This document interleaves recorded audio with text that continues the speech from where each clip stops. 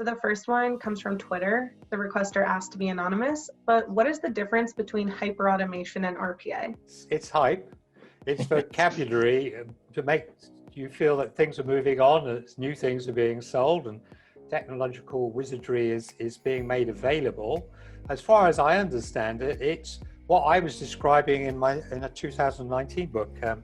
It's linking up RPA with cognitive automation tools and putting it into the cloud, and those are increasing tendencies which were accelerating by the end of 2019. It's all become a bit foggy as to where we've got to with all that now, but there's no shortage of inventiveness with vocabulary. We could have been having a panel on AI, which is the most hyped phrase in the dictionary at the moment this year.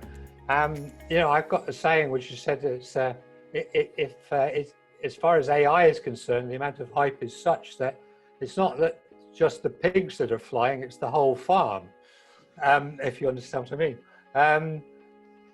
It's incredibly hyped, and I wrote a little piece about that, about misleading metaphors and AI in Forbes magazine about 3 months ago, which if you're amused by this sort of thing, is well worth reading. I think, Christina, vendors have to position themselves slightly separate from each other.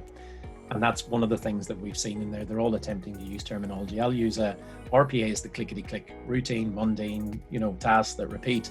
I would describe hyper-automation as every other technology that's not RPA, that's been bucked into a package to make things sound wonderful. There is, and all joking aside, wonderful automation tooling and technology out there that you can combine together with RPA that allows you to automate, organizations end to end. But again, just focusing on the employee, the customer, and the bottom line when you're doing all these things. Because remember, it's not about the technology at the end of the day.